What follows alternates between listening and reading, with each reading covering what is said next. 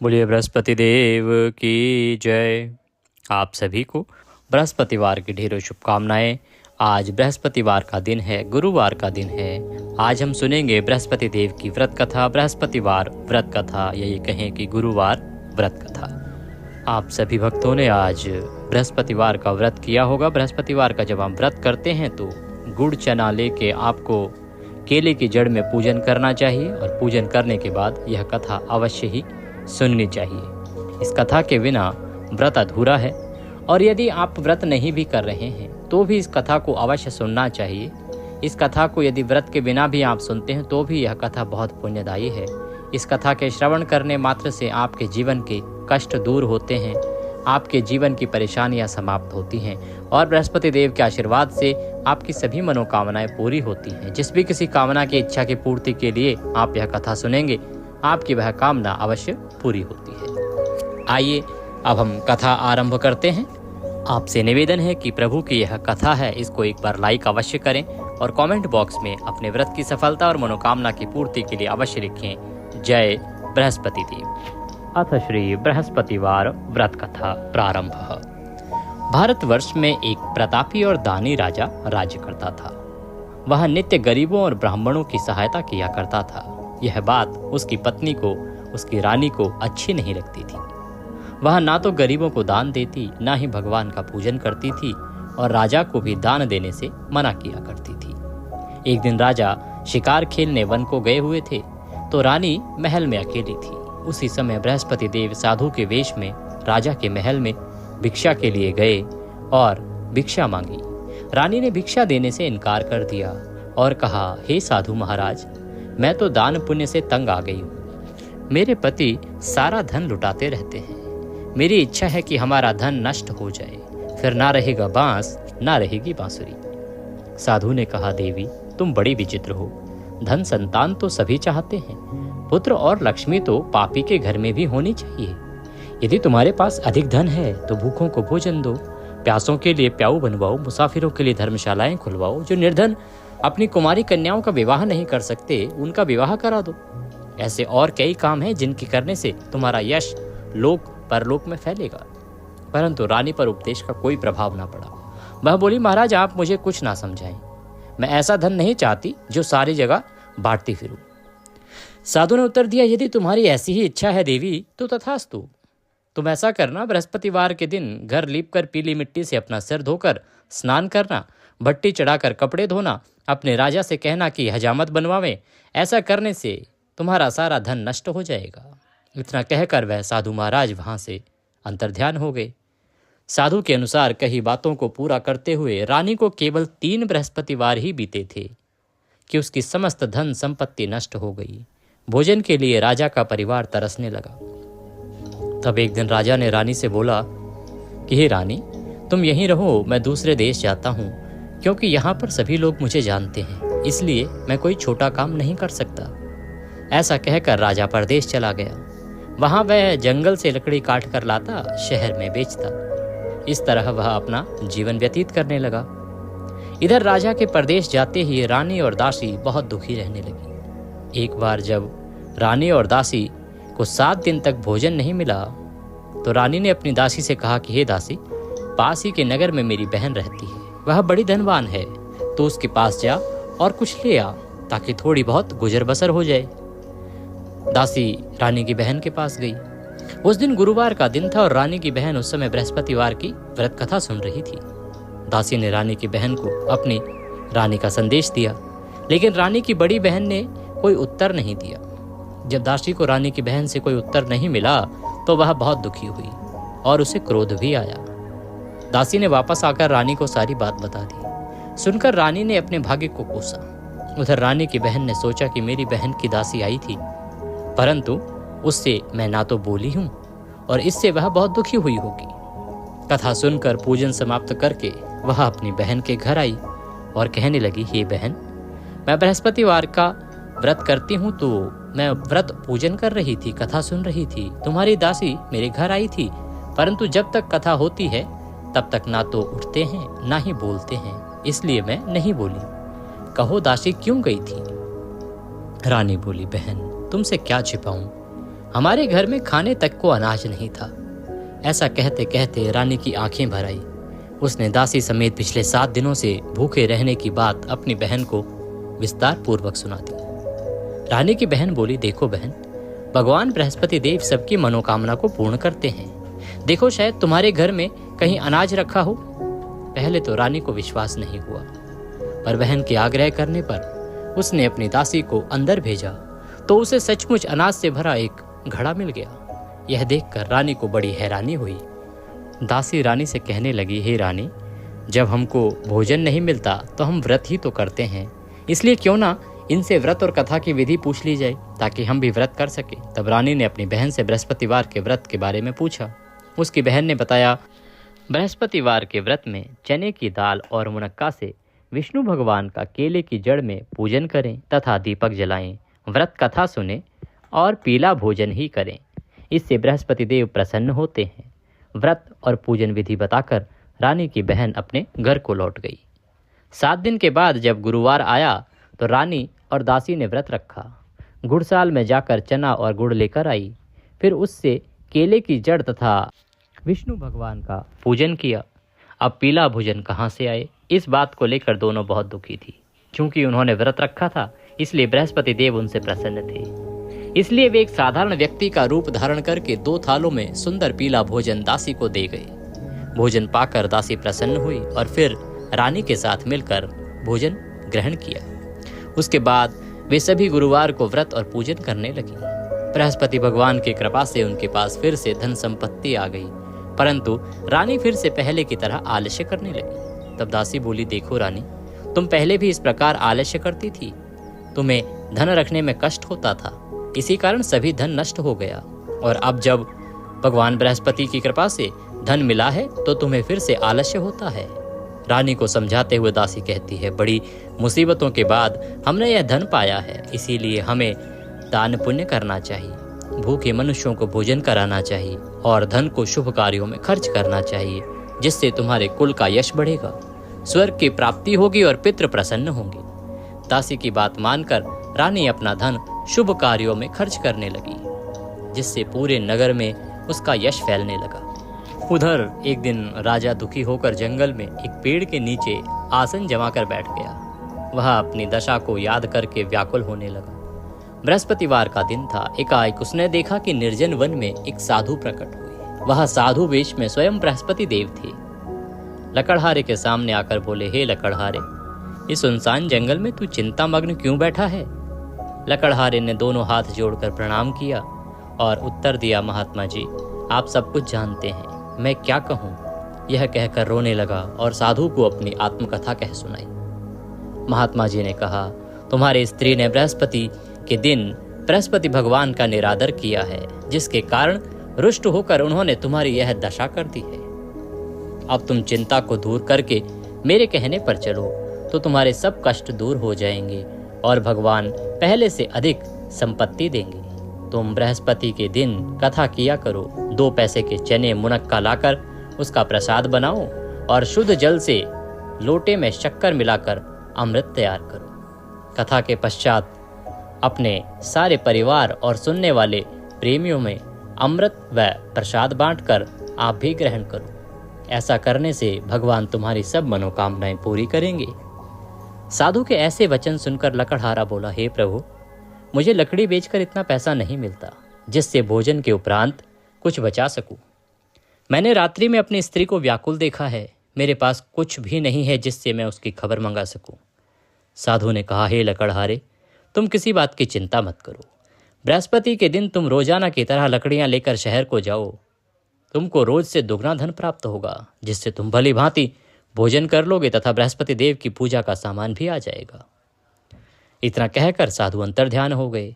धीरे धीरे समय व्यतीत होने पर फिर वही बृहस्पतिवार का दिन आया। लकड़हारा जंगल से लकड़ी काटकर किसी शहर में बेचने को गया।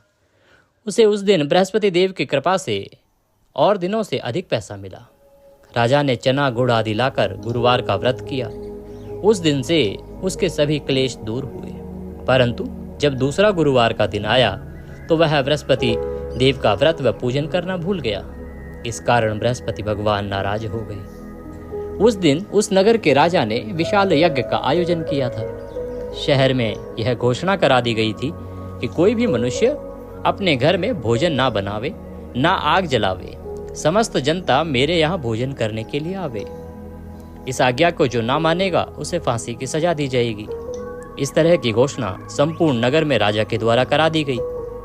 राजा की आज्ञा अनुसार शहर के सभी लोग भोजन करने गए, लेकिन लकड़हारा कुछ देर से पहुंचा, इसलिए राजा उसको अपने साथ घर लेवा ले गए और ले जाकर भोजन करा रहे थे तो रानी की दृष्टि उस खूंटी पर पड़ी जिस पर उसका हार लटका हुआ था। वह वहां पर दिखाई नहीं दिया। रानी ने निश्चय किया कि मेरा हार इस मनुष्य ने चुरा लिया है। उसी समय सिपाहियों को बुलाकर उसको कारागार में डाल दिया गया। जब लकड़हारा कारागार में पड़ गया और बहुत दुखी होकर विचार करने लगा कि न जाने कौन से पूर्व जन्म के कर्म से मुझे यह दुख प्राप्त हुआ है, और उसी साधु को याद करने लगा जो कि जंगल में मिला था। उसी समय तत्काल बृहस्पति देव साधु के रूप में प्रकट हुए और उसकी दशा को देखकर कहने लगे, अरे मूर्ख, तूने बृहस्पति देव की कथा नहीं करी, इस कारण तुझे दुख प्राप्त हुआ है। अब चिंता मत कर, बृहस्पतिवार के दिन कारागार के दरवाजे पर 4 पैसे पड़े मिलेंगे। उनसे तू बृहस्पति देव की पूजा करना, तेरे सभी कष्ट दूर हो जाएंगे। बृहस्पति के दिन उसे 4 पैसे पड़े मिले। लकड़हारे ने कथा कही। उसी रात्रि को बृहस्पति देव ने उस नगर के राजा को स्वप्न में कहा, हे राजा, तुमने जिस आदमी को कारागार में बंद कर दिया है वह निर्दोष है। वह राजा है, उसे छोड़ देना। रानी का हार उसी खूंटी पर लटका है। अगर तू ऐसा नहीं करेगा तो मैं तेरे राज्य को नष्ट कर दूंगा।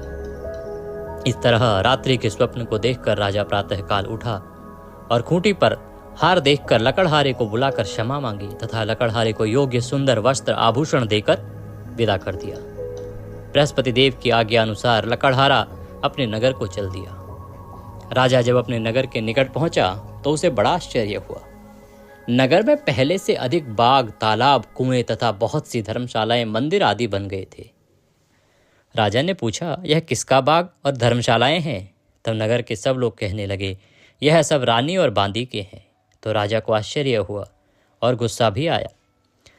जब रानी ने यह खबर सुनी कि राजा आ रहे हैं तो उन्होंने बांदी से कहा कि हे दासी, देख, राजा हमको कितनी बुरी हालत में छोड़ गए थे। हमारी ऐसी हालत देखकर वह लौट ना जाए, इसीलिए तू दरवाजे पर खड़ी हो जा। आज्ञा अनुसार दासी दरवाजे पर खड़ी हो गई। राजा आए तो उन्हें अपने साथ लिवा लाई। तब राजा ने क्रोध करके अपनी रानी से पूछा कि यह धन तुम्हें कैसे प्राप्त हुआ? तब उन्होंने कहा, हमें यह सब धन बृहस्पति देव के इस व्रत के प्रभाव से प्राप्त हुआ है।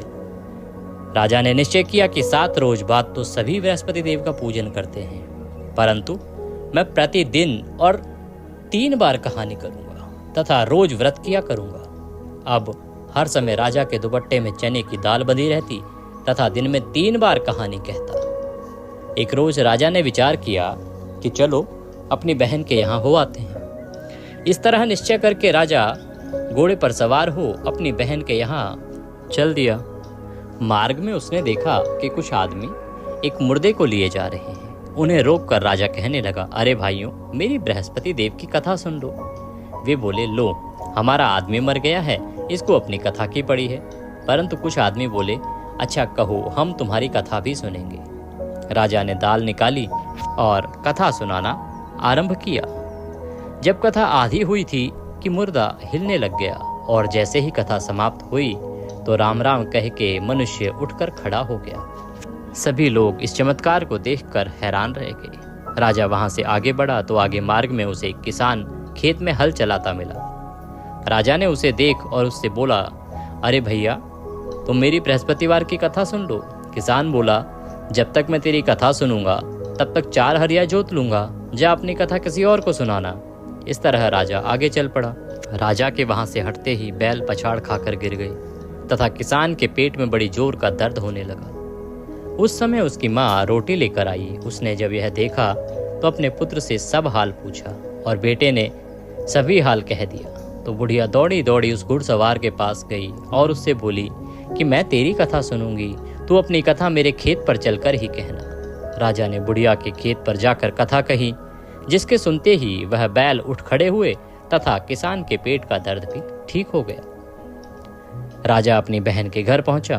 बहन ने भाई की खूब मेहमानी की। दूसरे रोज प्रातः काल राजा जगा तो वह देखने लगा कि सब लोग भोजन कर रहे हैं। राजा ने अपनी बहन से कहा, क्या कोई ऐसा मनुष्य है जिसने भोजन नहीं किया हो? मेरी बृहस्पतिवार की कथा सुन ले। बहन बोली, हे भैया, यह ऐसा देश है कि यहाँ पहले लोग भोजन करते हैं, बाद में अन्य काम करते हैं। अगर कोई पड़ोस में हो तो मैं देख आती हूँ। वह ऐसा कहकर देखने चली गई, परंतु उसे कोई ऐसा व्यक्ति नहीं मिला जिसने भोजन ना किया हो। अतः वह एक कुम्हार के घर गई जिसका लड़का बीमार था, और उसे मालूम हुआ कि उसके यहाँ 3 रोज से किसी ने भोजन नहीं किया है। रानी ने अपने भाई की कथा सुनने के लिए कुम्हार से कहा तो वह तैयार हो गया। राजा ने जाकर बृहस्पतिवार की कथा कही, जिसको सुनकर उसका लड़का ठीक हो गया। अब तो राजा की प्रशंसा होने लगी। एक रोज राजा ने अपनी बहन से कहा कि हे बहन, हम अब अपने घर जाएंगे, तुम भी तैयार हो जाओ। राजा की बहन ने अपनी सास से कहा तो सास ने कहा कि हाँ चली जा, परंतु अपने लड़कों को मत ले जाना, क्योंकि तेरे भाई की कोई औलाद नहीं है। बहन ने अपने भैया से कहा, हे भैया, मैं तो चलूंगी पर कोई बालक नहीं जाएगा। राजा बोला, जब बालक ही नहीं जाएगा तब तू भी क्या करेगी? बड़े दुखी मन से राजा अपने नगर को लौट आया। राजा ने अपनी रानी से कहा, हम निर्वंशी हैं, हमारा मुंह देखने का भी धर्म नहीं है और कुछ भोजन आदि भी नहीं किया। रानी बोली, हे प्रभु, बृहस्पति देव ने हमें सब कुछ दिया है, वह हमें औलाद भी अवश्य ही देंगे। आप इस प्रकार चिंता क्यों करते हैं? इस चिंता को त्याग दीजिए। उसी रात को बृहस्पति देव ने राजा के स्वप्न में आकर कहा, हे राजा, उठ, सभी सोच त्याग दे, तेरी रानी गर्भ से है। यह बात सुनकर राजा को बड़ी खुशी हुई और 9वें महीने में रानी के गर्भ से एक सुंदर पुत्र पैदा हुआ। तब राजा बोला, हे रानी, स्त्री बिना भोजन के रह सकती है पर बिना कहे नहीं रह सकती, अतः जब मेरी बहन आवे तो तुम उससे कुछ ना कहना। रानी ने सुनकर हाँ कर दी। जब राजा की बहन ने यह सब शुभ समाचार सुना तो उसे बहुत खुशी हुई तथा बधाई लेकर अपने भैया के यहाँ आई। तभी रानी ने कहा, घोड़ा चढ़कर तो नहीं आई, गधा चढ़े आई। राजा की बहन बोली, भाभी, इस प्रकार अगर मैं ना कहती तो तुम्हें औलाद कैसे मिलती? बृहस्पति देव ऐसे ही हैं, जैसी जिसके मन में कामनाएं हैं सभी को पूर्ण करते हैं। जो सद्भावना पूर्वक बृहस्पतिवार का व्रत करता है एवं कथा पढ़ता है अथवा सुनता है और सुनाता है, बृहस्पति देव उसकी सभी मनोकामनाएं पूर्ण करते हैं। भगवान बृहस्पति देव उसकी सदैव रक्षा करते हैं। संसार में जो मनुष्य सद्भावना से भगवान की पूजा सच्चे हृदय से करता है तो उसकी सभी मनोकामनाएं पूर्ण करते हैं। जैसी सच्ची भावना से रानी और राजा ने उनकी कथा का गुणगान किया तो उनकी सभी इच्छाएं बृहस्पति देव ने पूर्ण की थी। इसीलिए पूर्ण कथा सुनने के बाद प्रसाद लेकर जाना चाहिए और हृदय से उसका मनन करते हुए जयकारा बोलना चाहिए। बोलिए बृहस्पति देव की जय, बोलिए विष्णु भगवान की जय। इसी के साथ यह कथा यहाँ पर समाप्त होती है। अब हम बृहस्पति देव की आरती करेंगे और उसके बाद आप अपने दैनिक कार्यों को करते हुए अपने दिन को व्यतीत करेंगे, नियमों का पालन करते हुए अपने व्रत को पूर्ण करेंगे। आइए जोत जला लीजिए और आरती आरंभ करते हैं। ओम कर्पूरगौरम करुणावतारम संसार सारम भुजगेन्द्रहारम सदा वसंतम दयारविंदे भवम भवामी सहितं नमामि। ओम जय बृहस्पति देवा स्वामी, जय बृहस्पति देवा, छिन छिन भोग लगाओ कदली फल मेवा। ओम जय बृहस्पति देवा, तुम पूर्ण परमात्मा, तुम अंतर्यामी स्वामी, तुम अंतर्यामी। जगत पिता जगदीश्वर, तुम सबके स्वामी। ओम जय बृहस्पति देवा। चरणामृत निर्मल सब पातक हरता स्वामी, सब पातक हरता। सकल मनोरथ दायक कृपा करो भरता। ओम जय बृहस्पति देवा। तन मन धन अर्पण कर जो जन शरण पड़े, प्रभु जी जो जन शरण पड़े। प्रभु प्रकट तब होकर आकर द्वार खड़े। ओम जय बृहस्पति देवा। दीन दयाल दयानिधि, भक्तन हितकारी प्रभु भक्तन हितकारी। पाप दोष सब हरता भवबंधन हारी। ओम जय बृहस्पति देवा सकल मनोरथ दायक सब संशय तारो। स्वामी सब संशय तारो विषय विकार मिटाओ संतन सुख का। ओम जय बृहस्पति देवा जो कोई आरती तेरी प्रेम सहित गावे प्रभु प्रेम सहित गावे। ज्येष्ठानंद बंद सो निश्चय पावे। ओम जय बृहस्पति देवा स्वामी जय बृहस्पति देवा। छिन छिन भोग लगाऊं कदली फल मेवा। ओम जय बृहस्पति देवा। बोले विष्णु भगवान की जय, बोले बृहस्पति देव की जय। इसके बाद आरती दीजिएगा, स्वयं आरती लीजिएगा, भगवान को भोग लगाइएगा, पीला आहार ग्रहण कीजिएगा और व्रत को पूर्ण कीजिएगा। व्रत से संबंधित नियम आदि के बारे में कुछ जानना चाहते हैं तो कमेंट बॉक्स में लिख के अवश्य पूछ लीजिएगा, आपको जानकारी प्रदान कर दी जाएगी। भगवान सब पर कृपा करें। वीडियो थोड़ा सा भी अच्छा लगा हो तो एक बार इसे लाइक अवश्य कर दीजिएगा, आपका एक लाइक हमारे लिए बहुत महत्वपूर्ण होता है। भगवान बृहस्पति देव की कृपा सभी को प्राप्त हो, कमेंट बॉक्स में अवश्य लिखें। जय बृहस्पति देव, जय विष्णु भगवान।